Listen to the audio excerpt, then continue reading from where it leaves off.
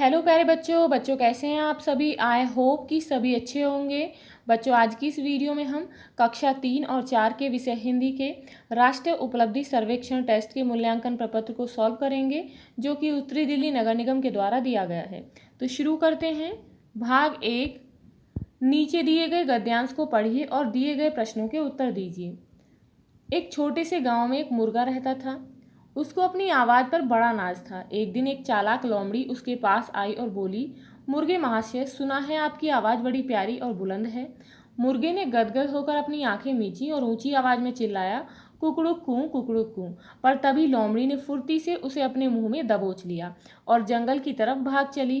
गांव वालों की नज़र उस पर पड़ी तो वे चिल्लाए, पकड़ो, यह तो हमारा मुर्गे को दबोचे लिए जा रही है। लोमड़ी ने उनके चिल्लाने पर ध्यान नहीं दिया। यह देखकर मुर्गा बोला, लोमड़ी बहन, ये गांव वाले चिल्ला रहे हैं कि आप उनके मुर्गे को दबोचे भागती जा रही हैं।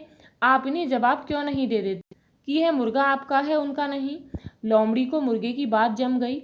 उसने फौरन मुंह खोला और गांव वालों की ओर देखकर कहा, भूल जाओ अपना मुर्गा को, यह तो अब मेरा निवाला है। पर यह कहने के लिए जैसे ही लोमड़ी का मुंह खुला, मुर्गा उसके मुंह से छूट गया। वह सरपट भागा और उसने गांव वालों के पास पहुंचकर ही दम लिया। अब बच्चों यहाँ पर कुछ क्वेश्चंस हैं। क्वेश्चन है, मुर्गे के पास कौन आया था? तो बच्चों कौन आया था? ऑप्शन है सियार, लोमड़ी, शेर या हाथी। तो बच्चों आंसर है ऑप्शन नंबर ख, लोमड़ी आई थी। नेक्स्ट है, मुर्गा की आवाज़ करता था, किसकी? ऑप्शन है बच्चों कुकड़ू को, म्याऊ म्याऊ, मैं या फिर टें टें। तो बच्चों आंसर है ऑप्शन नंबर के, कुकड़ू को। नेक्स्ट इज, लोमड़ी मुर्गे को लेकर किस ओर भागी? तो बच्चों यहाँ पर ऑप्शन है घर की ओर, नदी की ओर या फिर जंगल की ओर या दुकान की ओर। तो इसका आंसर है बच्चों ऑप्शन नंबर गे, जंगल की ओर। नेक्स्ट है, वह तेजी से भागा। में रेखांकित शब्द के लिए गद्यांश में से एक समान अर्थ वाला शब्द बताइए। तो बच्चों ऑप्शन है डरते, कूदते हुए, धीरे, सरपट। तो इसका आंसर है बच्चों ऑप्शन नंबर घ, सरपट, जिसका अर्थ होता है तेजी से। नेक्स्ट है, मुर्गा में वापस आ गया। कहाँ पर? भारत, गांव, शहर, नेपाल। तो कहाँ पर आ गया? गांव में। तो इसके ऑप्शन नंबर ख पर सही का निशान लगाएंगे। अब है बच्चों भाग 2, नीचे दिए गए चित्र को ध्यानपूर्वक देखिए। तो बच्चों यहाँ पर एक चित्र दिया गया है जिसमें कई बच्चे हैं जो कि क्या कर रहे हैं? योगा कर रहे हैं, इट मीन्स अभ्यास कर रहे हैं। निम्नलिखित प्रश्नों के उत्तर देने के लिए सही विकल्प पर गोला लगाइए। प्रश्न है, चित्र में कितने बच्चे हैं? तो बच्चों अभी हमने यहाँ चित्र देखा था, कितने बच्चे हैं? 1 2 3 4 5 6। तो बच्चों चित्र में कितने बच्चे हैं? 6। तो यहाँ पर ऑप्शन नंबर ग पर सही का निशान लगाएंगे। नेक्स्ट है, योगासन करते समय सभी बच्चे क्या कर रहे हैं? उदास हैं, दुखी हैं, परेशान हैं या फिर खुश हैं? तो बच्चों आंसर है ऑप्शन नंबर घ, खुश हैं। नेक्स्ट है, सामान्यतः बादल किस रंग के होते हैं? तो बच्चों ऑप्शन है हरा, सफ़ेद, लाल या पीला। तो इसका आंसर है बच्चों ऑप्शन नंबर ख, सफ़ेद रंग के होते हैं। नेक्स्ट है, चित्र में बच्चे क्या कर रहे हैं? तो ऑप्शन है खेल रहे हैं, खाना खा रहे हैं, पढ़ रहे हैं या फिर योगासन कर रहे हैं। तो बच्चों क्या कर रहे हैं? योगासन। तो इसके घ ऑप्शन पर सही का निशान लगाएंगे। नेक्स्ट है, योग स्वास्थ्य के लिए अच्छा होता है। ऊपर दिए गए वाक्य में रेखांकित शब्द का विपरीत शब्द खोजिए। इट मीन्स अच्छा का यहाँ विलोम शब्द ढूंढना है। तो बच्चों यहाँ पर ऑप्शन है बुरा, सुंदर, खूबसूरत, दाएं। तो इसका आंसर है ऑप्शन नंबर के, बुरा। अब है बच्चों भाग 3, नीचे दी गई कविता को ध्यानपूर्वक पढ़िए और दिए गए प्रश्नों के उत्तर दीजिए। बच्चों कविता है, कविता का नाम है कोयल। देखो कोयल काली है, इट मीन्स कोयल का रंग जो है कैसा होता है? काला होता है। पर मीठी है इसकी बोली, लेकिन कोयल मीठा बोलती है। इसने ही तो कूक कूक कर आमों में मिश्री घोली। अब बच्चों यहाँ पर कविता में कहा गया है कि इसकी जो आवाज़ है वो इतनी रसीली है जैसे कि इसने आम जो होता है, आम फल, उसमें मिश्री घोल दी हो। कोयल कोयल सच बतलाओ, क्या संदेशा लाई हो।